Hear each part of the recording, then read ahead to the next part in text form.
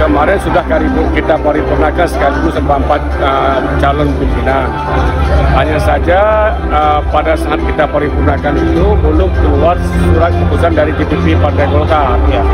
Lalu karena memang itu ada sedikit hambatan di Partai Golkar, terhambat mereka mulakan SK surat keputusannya, sehingga pimpinan yang 3 ini sudah keluar SK dari DPP. Nah, pihak DPRA tidak bisa juga menunggu yang satu lagi ini, karena ini kita didesak oleh waktu, karena dalam 1 bulan itu harus terbentuk alat kelengkapan Dewan AKD, terutama itu pimpinan, tata tertib, dan AKD harus terbentuk dalam 1 bulan ini.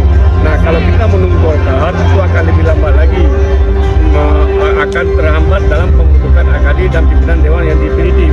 Nah, oleh karena itu, pihak lembaga DPRD berkesimpulan kita usulkan yang sudah ada SKDP terlebih dahulu, kemudian baru kita susul kalau nanti sudah dilengkapi.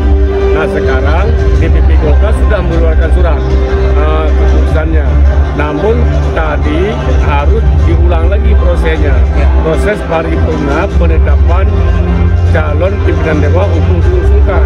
Jadi sebelum diusulkan itu DPR memparipurnakan dulu, ditetapkan dalam surat keputusan bahwa beliau itu adalah merupakan calon pimpinan DPR untuk diusulkan kepada DPP. SK DPR ini persyaratan usulan di sana dan juga dilampirkan dengan SK DPP Partai Golkar. Ini akan berproses, insya Allah.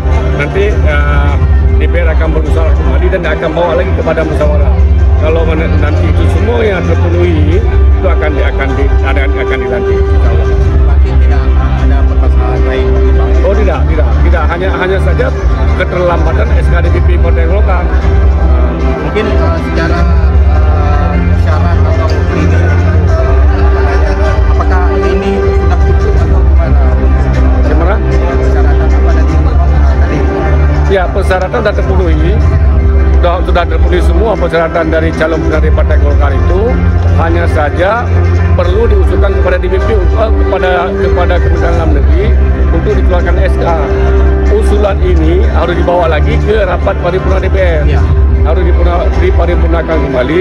Dalam paripurna itu ditetapkan bahwa beliau itu adalah calon pimpinan DPR yang akan diusulkan kepada Kementerian Dalam Negeri. Berarti untuk syarat AKD ini cukup berarti, Pak? Tidak masalah juga, tidak ada pimpinan? Oh, tidak masalah. Satu pimpinan sudah cukup. Ya. Kita bisa jalan, DPR tidak tambah lagi. Nah, apalagi ini ada 3 pimpinan. Nah, 3 pimpinan ini nanti akan diparipurnakan kembali untuk diusulkan kepada Kementerian Negeri untuk di-SK-kan. Setelah di-SK-kan, ya akan dilantik. Insya Allah. Iya, terima kasih.